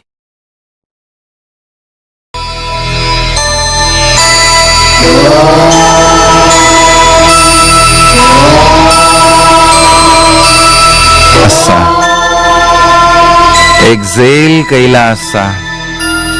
Reverberate with Mahavagya. Om Nithyananda Paramashivoham. Experience Kailasa. மூவேந்தராண்ட ராஜாங்கம் நம் தமிழ்நாடு என்னும் பேராகும். தென் பாண்டி மன்னன் அரசாங்கம் அது நான் மாட கூடல் நகராகும். மதுரையிலே நதி வைகையிலே கரை அமர்ந்தாள் என்னை மீனாட்சி.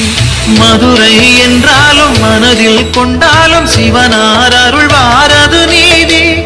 64 திருவிளையாடல் இறைவன் நடத்திய அருள் பூமி.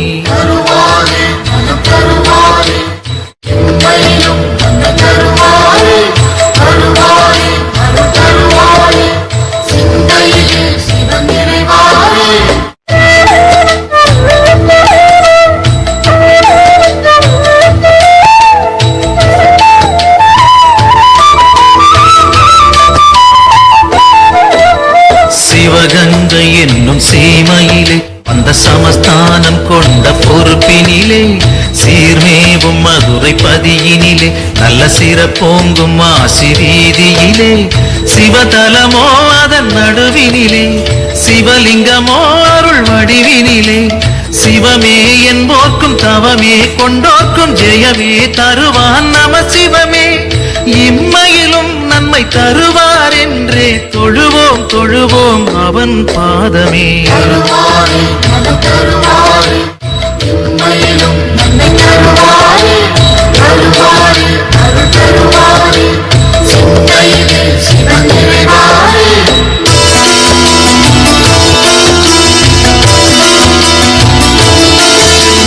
ஓம் நம சிவாய ஓம் நம சிவாய ஹர ஹர சிவ சிவாது வேதம் மறுஜென்மம் கொண்டாலும் மனக்குறை தந்தாலும் மறவேன்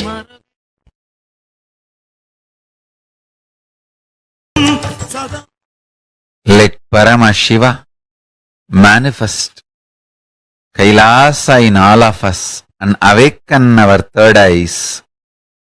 Manifest the state, space, powers and being and superconsciousness of Paramashiva. Om Nithyananda Paramashivoham.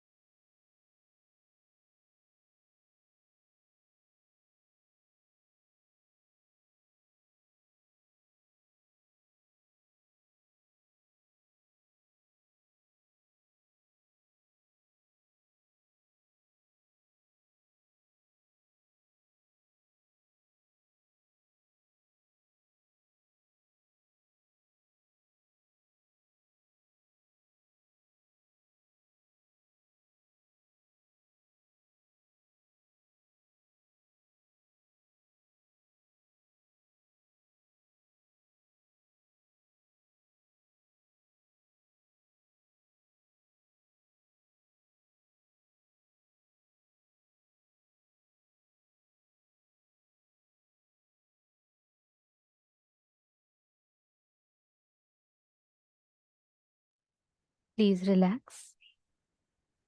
Settle down. All of you can slowly, very slowly, please open your eyes.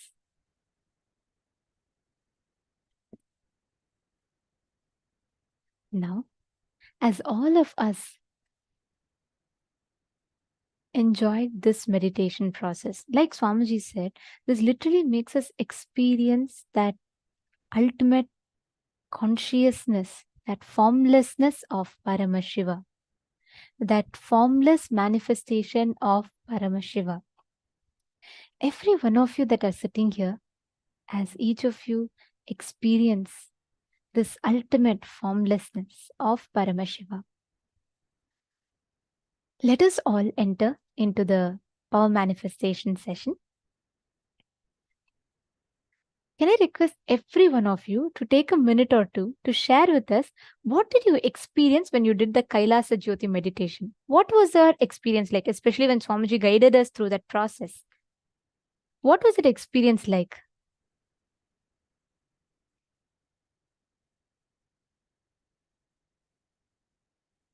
Yes, Ma Dahanananda has posted, Kailasa is opposite, just a very bright light.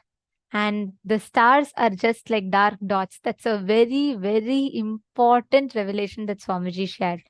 Kailasa all of us think, oh, the whole universe is dark and, the stars are the brightest. But Kailasa is just the opposite. Mama Dahanananda, you caught the right thing. Kailasa is just the opposite. Actually, Swamiji tells the sky, even the sky in Kailasa is golden color. Everything in Kailasa is gold color. And the stars appear like dark dots in the sky. That's right. So that is how Kailasa is actually. It is intense golden. And in fact, Ma Dahanananda, on the Tripurantakar day, which is, I'll give you the exact date, on that day of Paramashivoham, we have a very special initiation where you will get to see Kailasa as it is. As Kailasa actually exists, you get to see Kailasa. This particular process will be conducted on the 22nd of August. So it's a very, very powerful process. So you can be there and you can receive this initiation. It's a very powerful one. Sorry, this is conducted on the 15th of August, and it's a very powerful initiation where Swamiji will be giving us a darshan of Kailasa as it is. And at that time, you will see, actually, Swamiji will tell how it is just the golden color and it does not change. The color is just plain golden.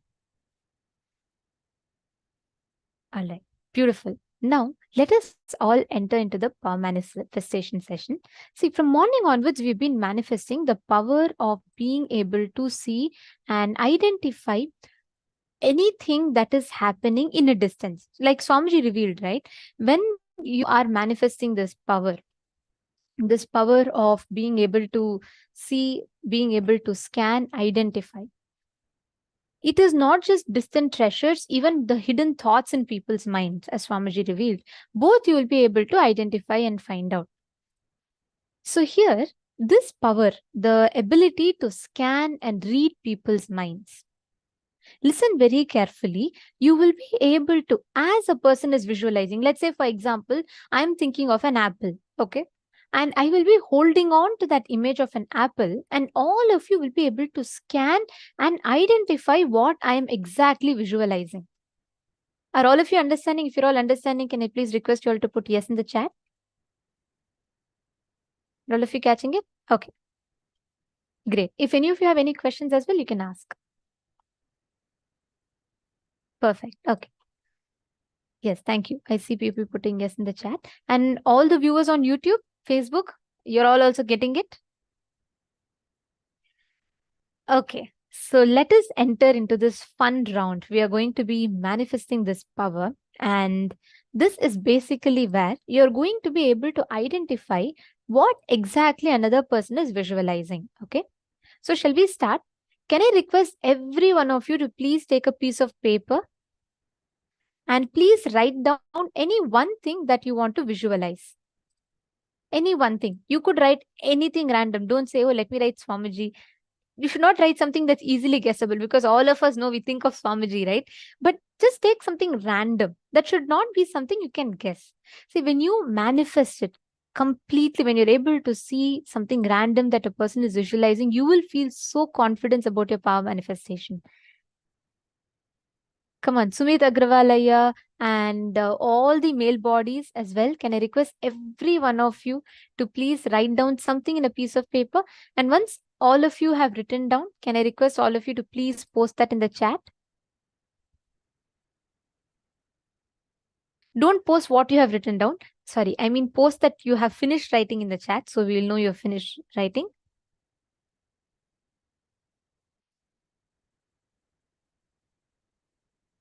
Come on, all the viewers that are watching us on Facebook as well.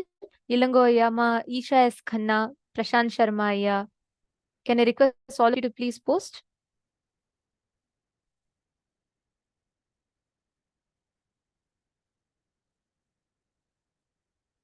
Beautiful. Okay. Now, what you're going to be doing is you're going to be connecting with one of the partners. Here on Zoom, all of you can connect with another participant. All those who are watching us on YouTube, all those that are seeing us on YouTube right now, we encourage every one of you to join the two-way, the Zoom, for you to have a more better experience in terms of you being able to connect to other people, manifest with them. So please join here on the two-way video conferencing. You all can go to paramashivoham.org.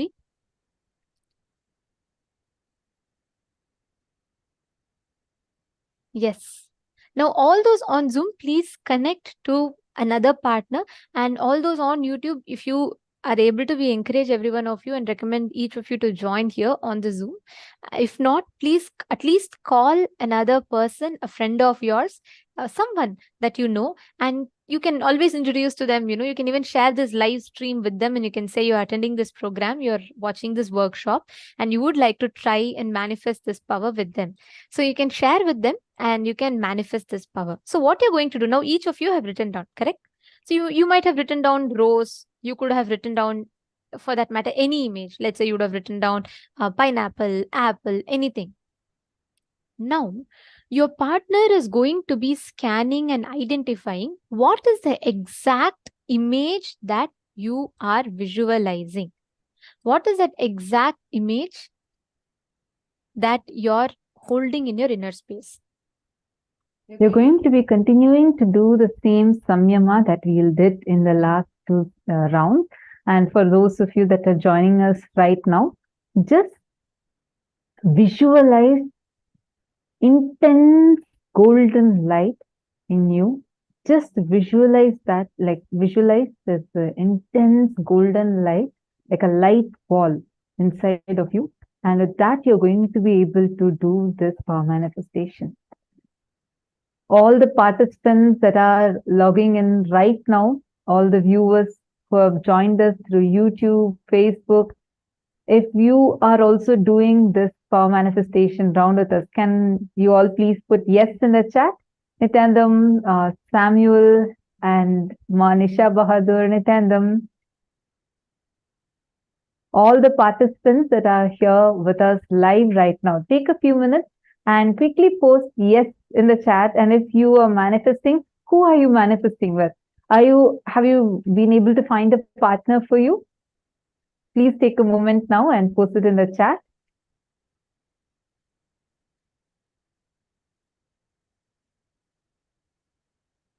Okay, all the participants on Zoom, were all of you able to find a partner for yourself? If you have been able to find, then please put who your partner is. If not, please post in the chat. Take a quick few minutes and let's all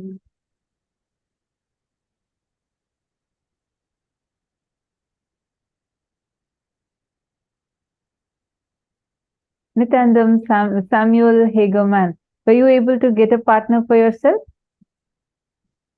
Actually, Samuel and all those who are watching us on YouTube, if it's better when you all join on the two-way video conferencing via Zoom, because here it's as a group and you can see so many participants here are actually connecting with each other and manifesting. When you join together and you're scanning, right, the whole group energy gives you different experience altogether. So we recommend that you all join via Zoom and you enjoy the program.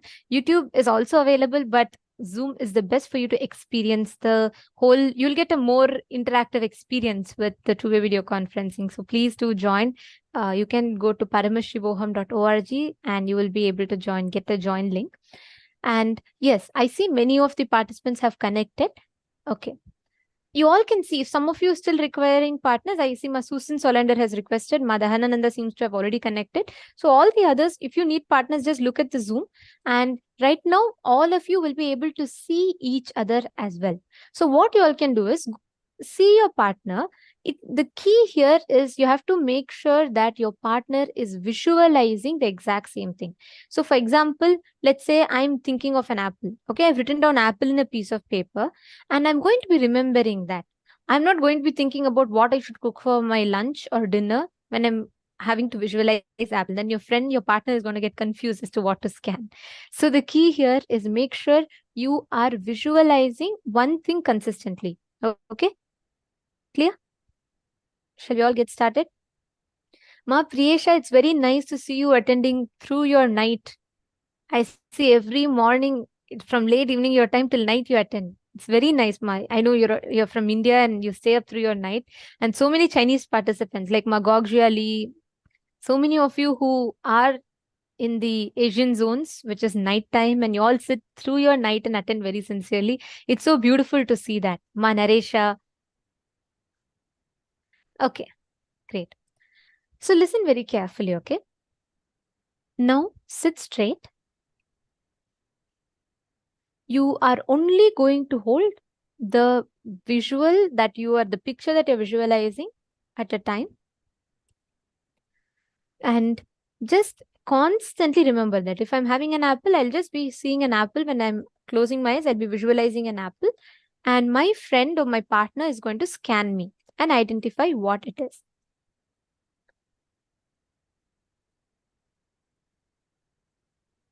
Great. Ma Harilyn Gomez, wonderful. You have manifested 3 things.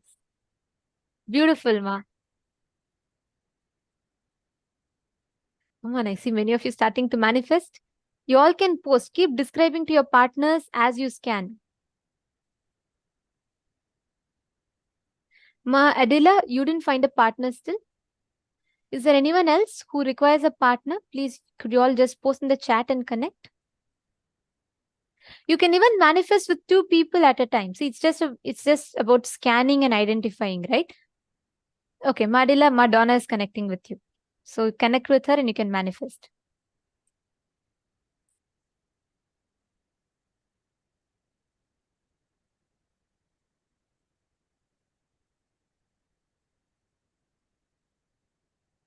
Sit straight. Please sit straight.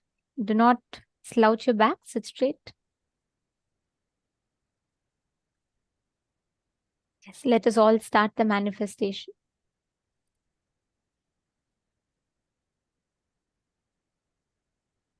Please connect to the partner. Chant the Mahavakya.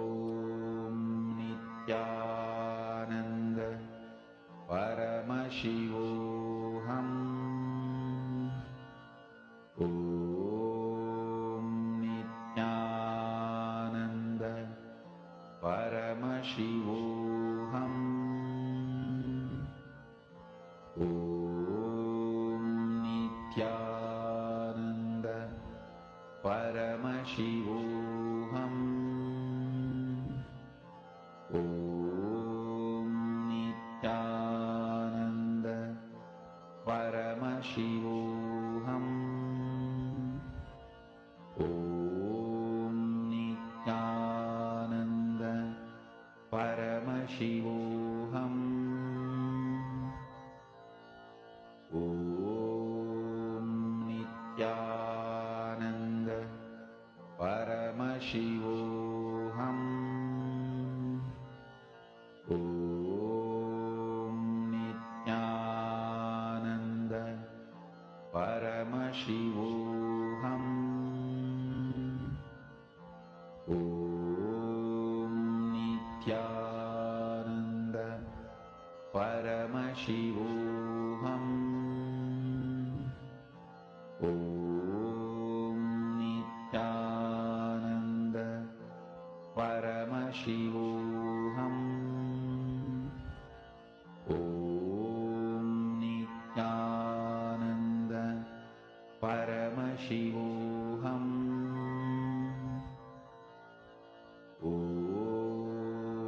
Nithyananda Paramashivoham.